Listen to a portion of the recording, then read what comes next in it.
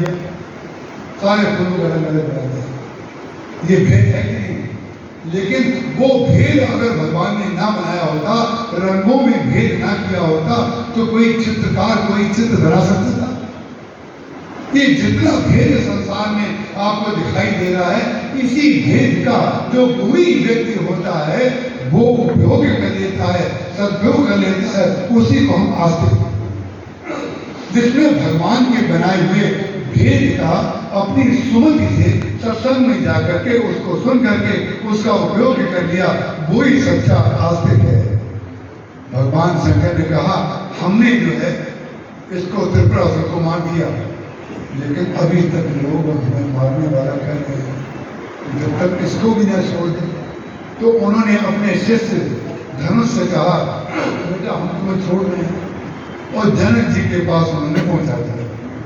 तो वो जाने से पहले उसने कहा हमें जब आप विदा कर रहे हैं तो कुछ उपदेश दे दीजिए।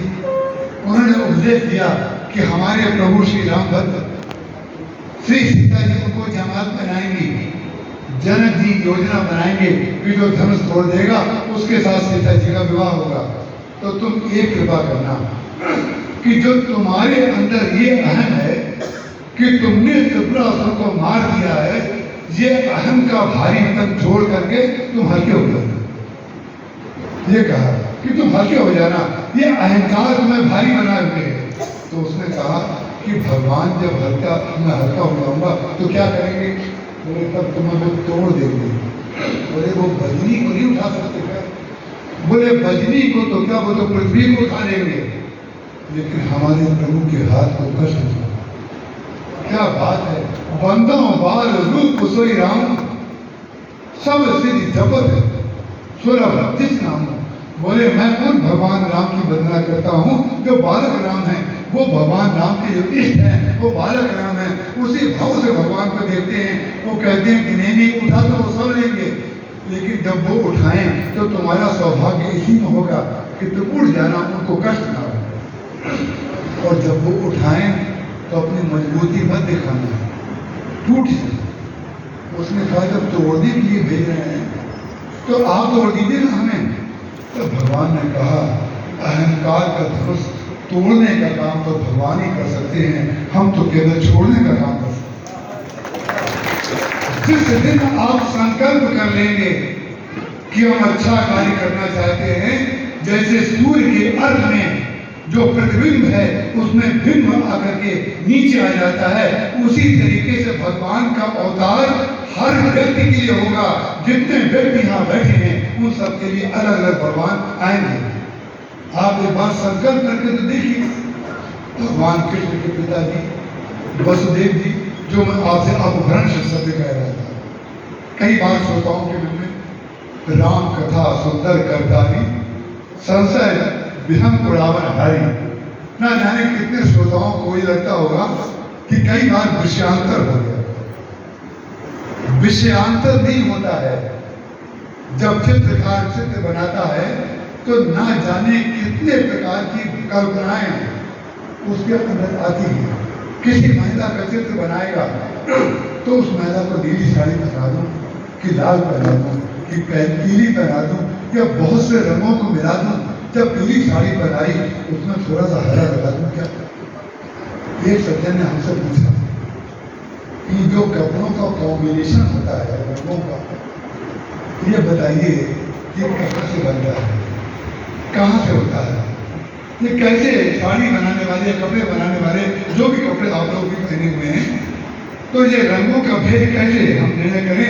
आप घर में कोई सजावट करें या कपड़े बनवाएं तो उसका कौन सा रंग का कौन सा कपड़ा हो, इसका प्रमाण क्या है? कैसे हम सही निर्णय करें?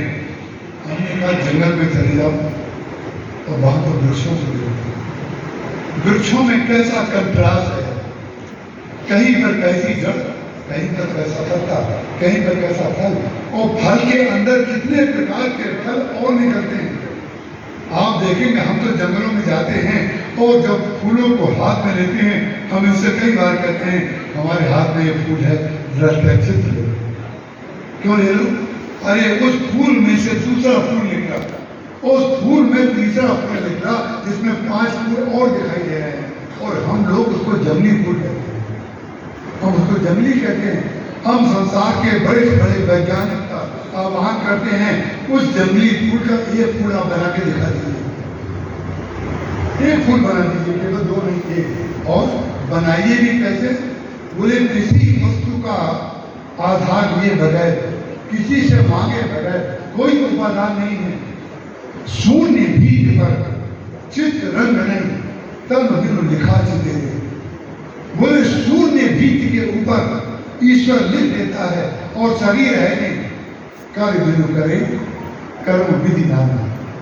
बोले जिसका शरीर दिखाई नहीं दे रहा है, केवल कर्म दिखाई दे रहा है, और कर्म दिखाई दे रहा है और कर्ता नहीं दिखाई दे रहा है, यही भगवान का सच्चिदानंद स्वरूप है। और यही हमारा दुख का रूप है कि कर्ता दिखाई दे रहा है और कर्म जो है विरुद्ध होता जा रहा है। हम लोगों को चाहिए, भगवान शंकर ने कहा कि तुम टूट जाना, उसने कहा ठीक है हम टूट जाएंगे, चला गया। जब भगवान शंकर ने उसको उठाया तो गोस्वामी तुलसीदास जो टूट गया, धनुष तो टूट गया, लेकिन गोस्वामी तुलसीदास जी महाराज ने क्या लिखा? बोले ले, सब लोग कहते हैं कि भगवान राम ने धनुष तोड़ दिया, लेकिन गोस्वामी तुलसीदास जी महाराज कहते हैं भगवान राम ने धनुष तोड़ दिया है तो तुम्हें दिखाई दे रहा है, लेकिन ले चढ़ावत खेचत गाढ़े काहू न रखा देख सब सारे। इस चौपाई में गोस्वामी जी ने क्या कह दिया? बोले कर्म योग का अंतिम तत्व उन्होंने स्थापित कर दिया। बोले ले चढ़ावत खेचत गाढ़े, किस समय उन्होंने हाथ में लिया, किस समय उसके ऊपर तिंचा चढ़ाई, और किस समय खींचा, और किस समय तोड़ दिया, काहू न रखा देख सब सारे। किसी व्यक्ति को दिखाई नहीं दिया कि धनुष टूट गया।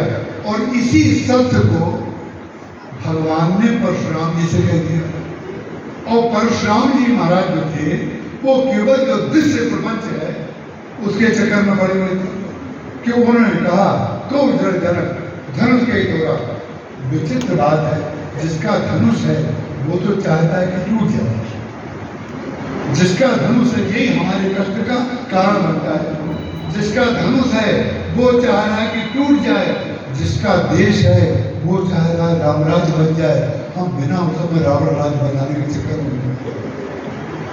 विचित्र बात है, जिसका देश है, जिसकी भूमि है, जिसकी प्रकृति है, जिसका खगोल है, जिसका भूगोल है, जिसकी प्रकृति है, जिसके तारामंडल हैं, सब कुछ जिसके हैं, वो चाह रहा है आपको सुख देना, लेकिन हमारे भाग्य में उसका सुख लेना बदा कहाँ है।